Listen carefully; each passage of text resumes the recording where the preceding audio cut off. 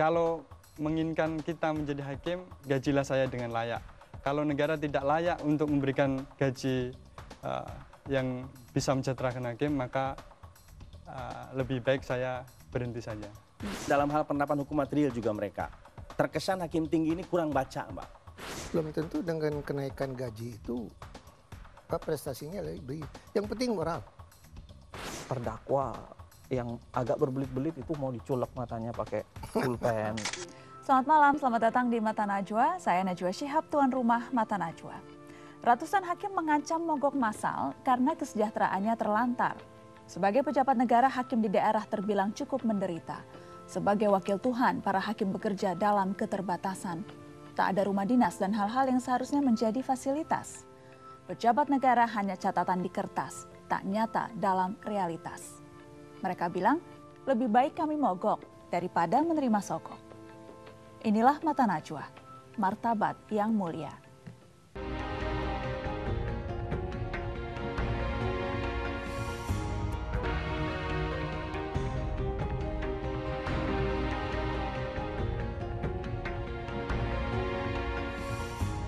Jadi saya menjadi hakim ini sebenarnya awalnya tidak sengaja ya, terus terang. Justru awalnya saya diajak teman untuk ikut tes calon hakim. Saya ikut sebagai teman lah, tapi akhirnya justru teman tidak diterima, saya yang diterima. Tapi begitu diterima, ya saya sudah punya komitmen untuk serius, untuk profesional. Saya sama sekali tidak berpikir bahwa saat itu ada keterbatasan dalam hal gaji ataupun tunjangan atau fasilitas-fasilitas yang lainnya. Kalau besaran ini ya lebih kurang 7 juta ya untuk masa jabatan saya sudah lebih sejak tahun 2006 ya. Jadi kalau sebagai PNS-nya itu sudah 15 tahun lebih. Jadi cukup tidak cukup harus dicukup-cukupkan. Jadi bagaimanapun juga ini sulit ya memanagenya. Apalagi saya di Depok ini tidak ada rumah dinas. Kemudian di tempat tugas sebelumnya di Slawi, keluarga juga masih di sana, juga harus kontrak. Untuk rumah kontrakan di Depok ini saya bersama dengan seorang teman hakim yang bareng masuknya ke Depok. Jadi satu rumah untuk berdua. Jadi patungan kita kontrakan untuk menghemat biaya. Ya saya naik sepeda motor. Jadi begitu dimutasi ke sini, karena di sini bagian juga butuh transportasi, alat transportasi untuk menuju ke dinas. Ya solusinya yang memungkinkan harus cari kreditan sepeda motor. Fasilitas dinas yang kita dapatkan bisa dibilang sangat terbatas ya. Kalau termasuk printer atau laptop atau komputer, printer itu semuanya dari pribadi. Kita sisih-sisihkan atau kita kredit. Malam ini kami hadirkan penggagas Gerakan Hakim Muda yang saat ini bertugas sebagai hakim di Pengadilan Negeri Kuala Simpang di Aceh Tamiang, Sunoto. Selamat malam Mas Sunoto. Ya, selamat malam. Assalamualaikum. Waalaikumsalam. Terima kasih sudah hadir di Mata Najwa. Ya, sama-sama.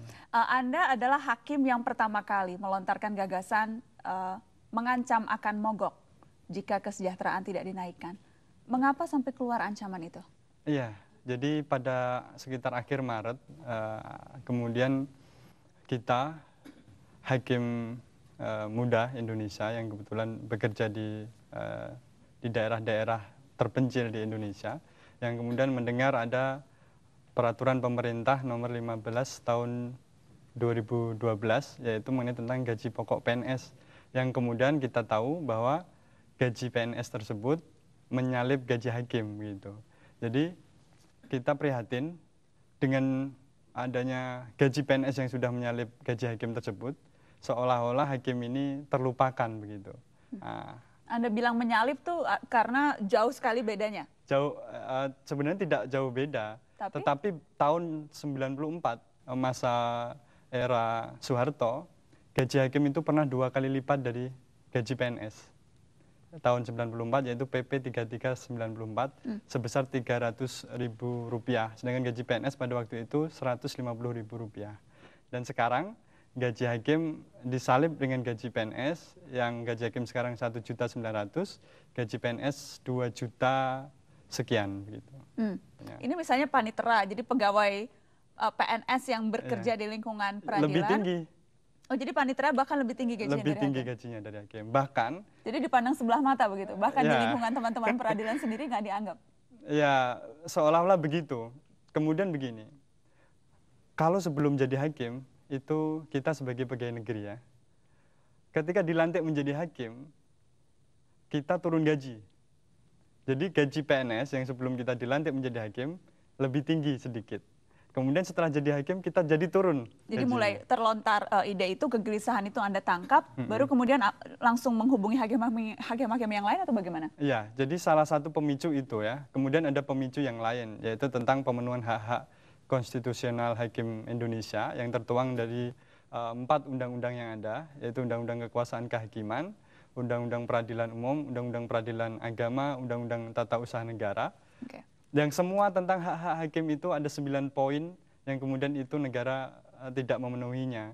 Yang seharusnya negara presiden menurut konstitusi Undang-Undang Dasar pasal 5 disebutkan bahwa presiden harus membuat peraturan pemerintah untuk melaksanakan undang-undang.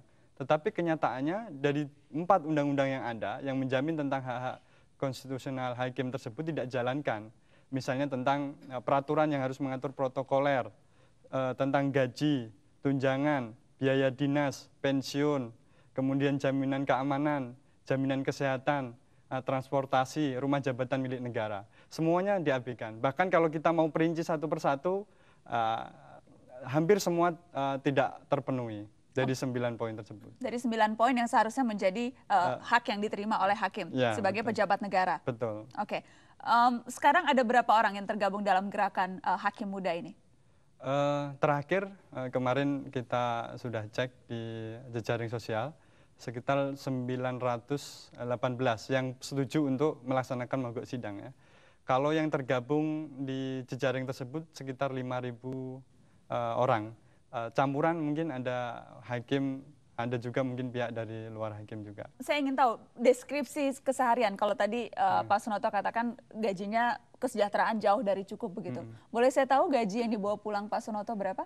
Iya, jadi dalam 1 bulan saya menerima gaji, tunjangan istri, tunjangan anak, itu sekitar 3.300.000 bersih ya. 3.300.000 dan itu Ini golongan berapa? golongan 3B. Golongan 3B dengan pengalaman bekerja? Untuk jadi hakim 5 tahun, sebelum jadi hakim 3 tahun. Jadi saya sudah bekerja selama 8 tahun. Selama 8 tahun dan gaji yang bersih yang diterima 3.300.000. 3.300.000. Itu saja atau ada tambahan yang lain? Ada tambahan yang lain yaitu remunerasi yang telah diberikan sejak tahun 2008 itu sekitar 2.900.000. Kalau itu tidak dipotong dengan berbagai peraturan yang ada ya tentang pemotongan mengenai tentang remunerasi. Apa biasanya dipotong berapa tuh? 3.300.000 itu dipotong Ya apa? dipotong karena mungkin lagi sakit atau misalnya lagi telat masuk kantor atau pulang cepat atau berada lagi pulang kampung gitu. Ya, itulah yang kemudian mengakibatkan ada beberapa yang dipotong sampai 10% sampai 5% dari jumlah 2.900.000. Jadi rata-rata yang setiap bulan bisa ngasih uang ke istri dan anak itu 6 juta? 6 juta kurang, ya sekitar 6 juta lah. Dan rumah tidak disediakan? Rumah alhamdulillah kalau saya ada di Pengadilan Negeri Kuala Simpang. Cuman yang menyedihkan itu beberapa pengadilan di Jawa malah yang justru rumah jabatan yang harus ditempati seorang hakim hampir rusak sebagian. Rata-rata seperti di Brebes, Malang, Pak Kepanjen, kemudian beberapa kota yang di daerah Jawa itu rata-rata rumahnya menyedihkan lah, begitu. Pengalaman Anda sebelum ditugaskan di Kuala Simpang di Aceh Tamiang juga mengalami hal yang sama? Anda tinggal di mana? Iya, sebelumnya saya di Liwa, Lampung Barat. Kondisi waktu itu saya tidak mendapatkan rumah dinas ya, sehingga kemudian saya harus bersama dengan anak-anak tenaga kontrak atau honorer kita sebut di kantor pengadilan itu, tinggal di mes atau bekas kantor lama, yang kemudian saya harus memperbaiki dengan biaya sendiri sampai atap Ethernetnya jebol, kemudian dindingnya sudah mengelupas, lantainya pun lantai semen yang kemudian kita harus memberikan alas berupa plastik seadanya, yang kemudian kami tinggal dengan keterbatasan fasilitas yang diberikan oleh negara. Dan itu sepengamatan Anda memang itulah yang dialami oleh sebagian besar hakim-hakim? Sebagian besar hakim yang mengawali karirnya. Jadi kalau dikatakan PNS, gajinya tidak sama dengan PNS, dikatakan pejabat negara, tapi fasilitas yang seharusnya diterima pun tidak didapatkan. Jadi ini sudah mencapai puncak dari rasa frustrasi sehingga keluarlah ancaman akan mogok? Iya, bahkan ada beberapa kawan yang kemudian akhirnya, kalau menginginkan kita menjadi hakim, gajilah saya dengan layak. Kalau negara tidak layak untuk memberikan gaji yang bisa mensejahterakan hakim, maka lebih baik saya berhenti saja. Kalau ternyata mogok sidang pun tidak digubris, ya siap-siap saja akan kehilangan potensi hakim idealis Indonesia akan keluar.